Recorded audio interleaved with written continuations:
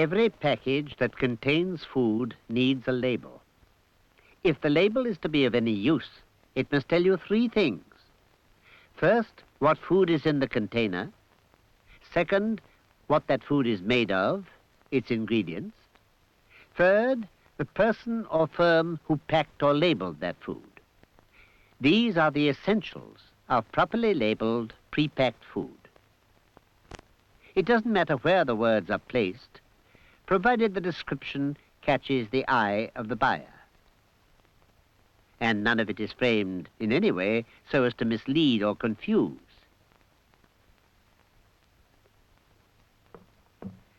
The problem of the consumer confronted by a bottle or package containing a food or drink, the label of which tells very little about its contents, is not a new one.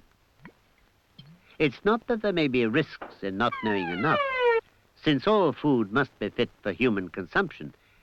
No, it is rather a question of giving to every shopper the information she needs about the food she is buying and, after all, consuming.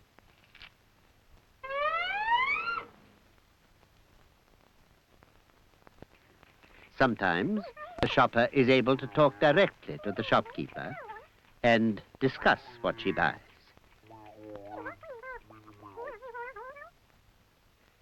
She sees that she is getting the food she asks for. And she has a place of which she knows the address if she wants further information or has cause to complain.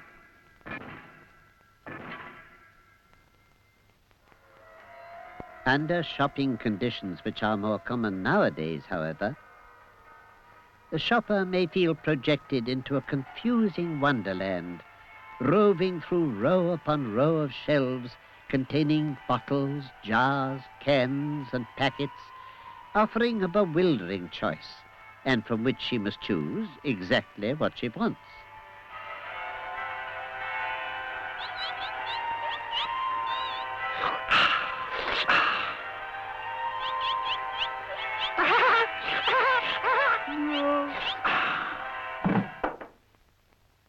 Should she want to know more about anything in this maze of pre-packed, dazzlingly labeled food, she may have difficulty in finding out what she wants to know from the hard-pressed staff in the store.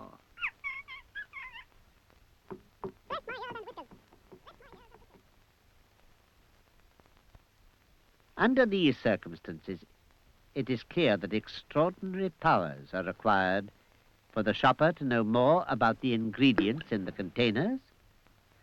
Oh, real strawberries.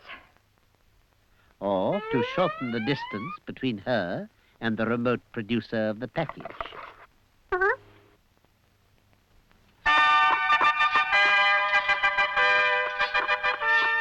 Fortunately for shoppers, someone is fighting on their side.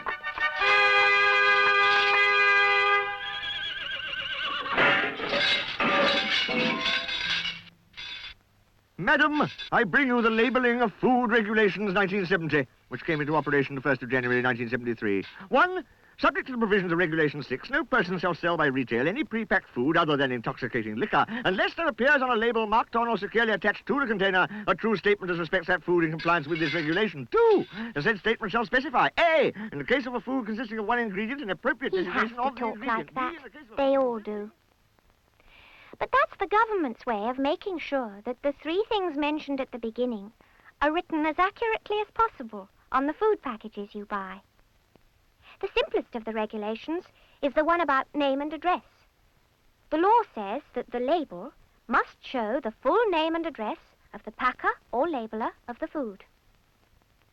This applies to nearly all packaged food, and the letters must be big enough to be read easily. That's true of all the compulsory labelling, by the way.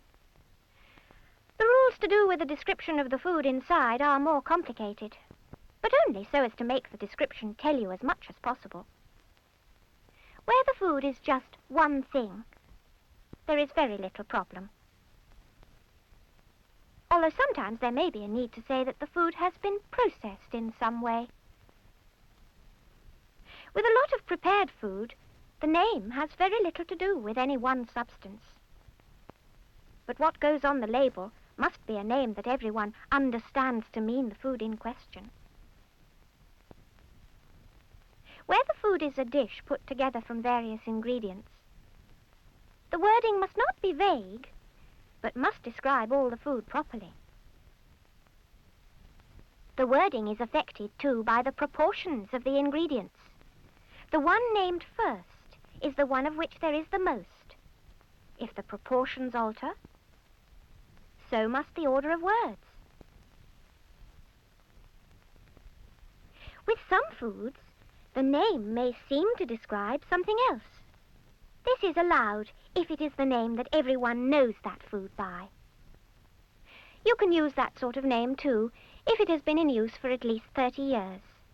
So the chances are that no one will be misled. Part 2, paragraph 11, the labelling and advertisement of foods as respects flavours. There are cases Oh, very well. where the description makes you think that the food gets its flavour from a particular ingredient. A fruit, for instance.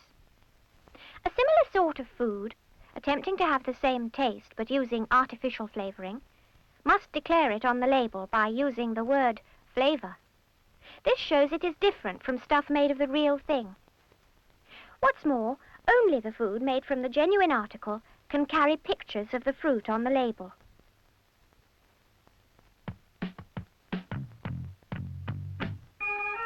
These are just some of the examples of the way the regulations control the names used to describe the foods in every shop, so that they tell you what you need to know and won't mislead you.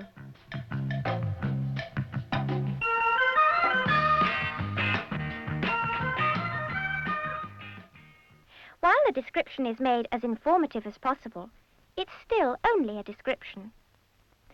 So that you know what the ingredients are, the rules say there must be An appropriate designation of each ingredient thereof in the form of a list. like this. They are normally listed in order of quantity by weight.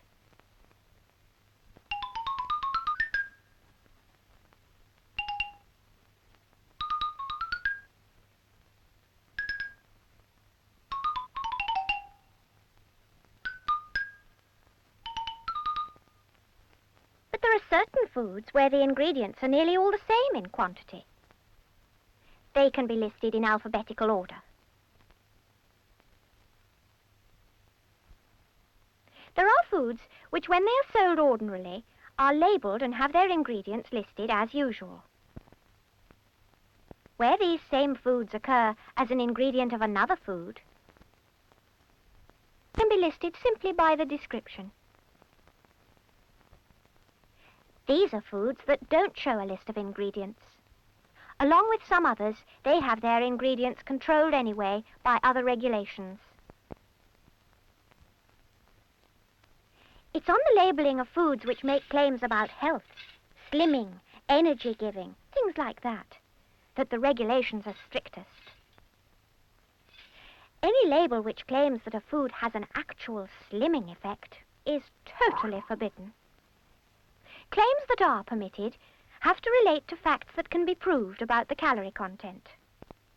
If there is a claim on the label of any food, or in advertising to do with it, that it gives more energy, or it has a high calorie content, it must also say exactly how many calories there are in a given amount of the food. Claims on vitamins and minerals, too, are carefully controlled, and must relate only to certain vitamins and minerals. The quantity of each must be given in relation to prescribed amounts of the food itself.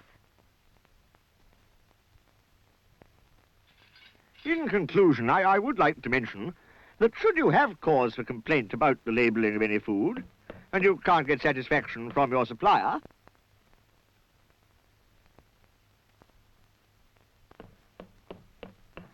the enforcement of the regulations is the responsibility of local government.